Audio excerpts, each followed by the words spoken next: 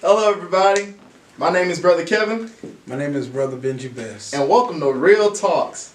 Here today we have, as he said, Brother Benjie Bess, and we're going to be talking about music. So Brother Benjie, tell us about yourself, man. Well, my name is Brother Benjie Bess Jr. and I'm 24 years old. I'm married to my loving and beautiful wife, Victoria Bess, and I graduated from Jacksonville State University, May 2019, with a Bachelor's of Arts. And I'm currently pursuing my Master's in Human Resources. So, and I'm a minister of the gospel, and I'm an organist and keyboardist primarily. All right. And, you know, we're going to ask Brother Benjie a few questions. And first question is, how did you get involved in music? Well, growing up, I was seeing my senior bishop. He would play keyboards and organs, and that really fascinated me. And growing up as a kid, I didn't have toys, normal toys like everybody else had. My mother and my father would buy me toy keyboards and mics, and we would have drum sets. And growing up, that's what I did. And then in June of 2005, I was at my grandmother's house, and I was meddling on the keyboard. I wasn't really playing nothing, you know, so she had got tired of me doing that. And so she sat me down and she taught me the C scale and the diatonic chords that come from that scale. And from there, my music journey skyrocketed and began. Man, that's awesome. And so since we're talking about music, somehow, can you enlighten on us of what does music mean to you? Well, music is, to me, is a way to express and to release emotion. Growing up, you know, my father advised me. He said, you know, take your ability to play the keyboard and use that to release any built-up emotion in you, and that's what I did. You know, as when you growing up like that, you experience a lot of things make you angry. Even to this day, I do that. I may just play on the keyboard and get creative when I'm upset, or play a song that calms me down. Even if I don't play the keyboard, I may just turn on a tune, you know, and that calms you. So it's a way to express and release emotion. And I believe that music is a universal language. With music, we can communicate across cultural barriers, boundaries even, where ordinary language can. So we may not be able to speak Chinese or, you know, talk French or Swahili, but if I've set this sheet of music down, you know, we all can play from it, even though we can't speak the same language. So that in itself is powerful, that we can communicate through music and not just through ordinary language. And thirdly, when we speak of music in the church, you see that music enhances the service. The Bible many times states that the minstrel began to play and the hand of the Lord came upon Elisha, or when David began to play that the evil spirit lifted off of Saul. Yes, it did. So even when they went to battle, they sent Judah first. They sent praise first. Music enhances the service, and it is of vital importance in the church. So that's what music is to me. So for those of you that play the keys, you know, the keys is not the only instrument that you can play. There's many different instruments. But Brother Benjie, how many instruments do you play? Well, I play I play the keyboard primarily. I play the trumpet occasionally. Mm-hmm. But in high school, funny story, in high school I would sometimes join the football team and leave. I never finished doing the summer workouts. So every time I would leave the football team and go back to the band, my punishment would be I have to learn a new instrument. Oh, Jesus. So, and that was my band director's doing. So I've played the bass one year for a full year, played the bass guitar and the cello. And then for another year, I played trombone. So that's a total of 4 instruments. You know, I could still play all of them if I have to, you know. Man, if he had all of them, we know we would have had him playing. And, you know, for those that are interested in music but just don't know how to get into it, Yeah. what would be your advice? My main advice for those who are interested is to get training. Get training. Find you someone who is proficient in playing the instrument you want to learn. And make sure that they're able and capable to train and develop you in music. And it is very vital, too, that you take out the time to learn how to read music and to play by ear so that you will be well equipped and skilled to do the job. Yeah.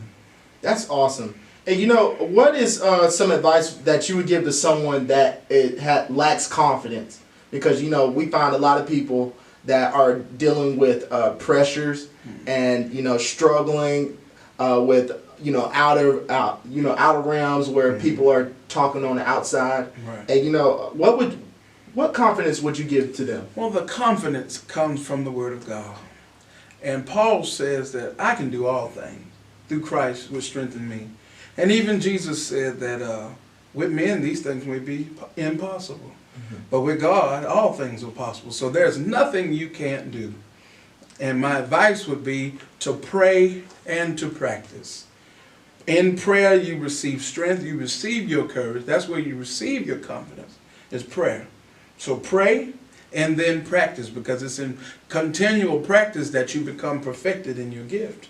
So if you continue to pray and practice, you will continue to build your confidence and your skill level in playing. That's awesome. You know, we find that a lot of students out there, they're trying to play to the best of their abilities. But if you do it with God, yes, everything is possible. That's right. And, you know, would you give anybody any advice on music? What would you say to them?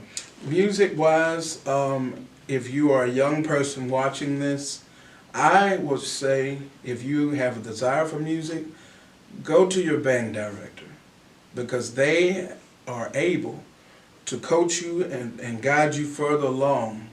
And that's what I did. When I got to a place where I could play a little bit, and I got to the 6th grade, I went to the band director when I was in middle school.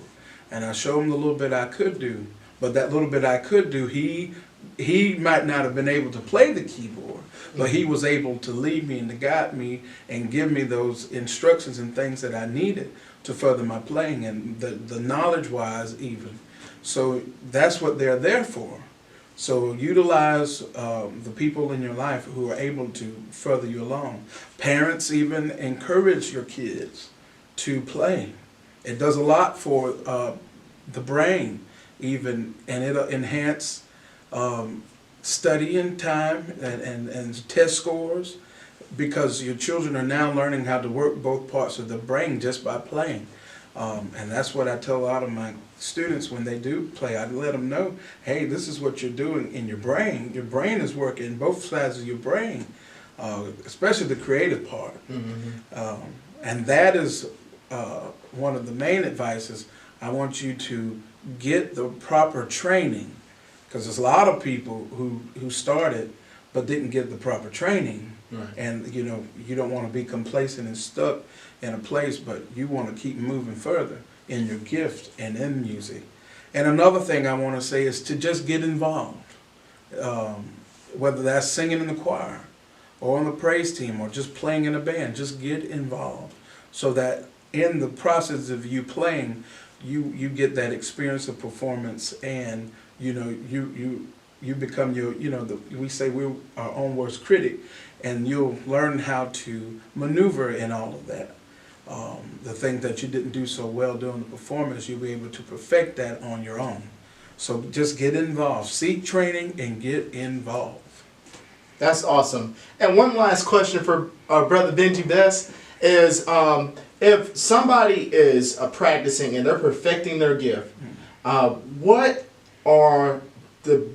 the best way for them to continue to practice? Because some people, they'll get bored playing just one instrument. Mm-hmm. But what is something challenging that they can do?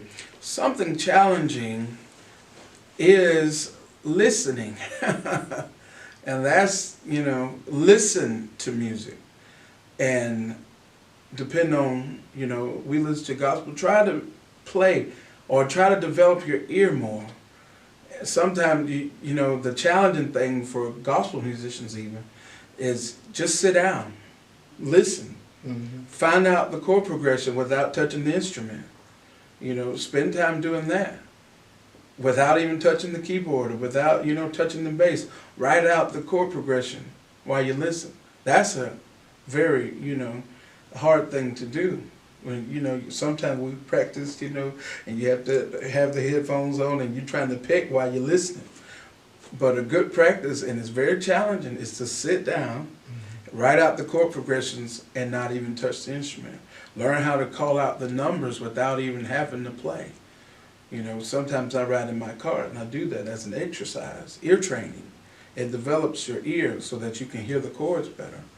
And even with people who are instrumentalists or who play trombone or trumpet, just try to expand your horizon. Genres of music. If you play sheet music, try to learn songs by ear.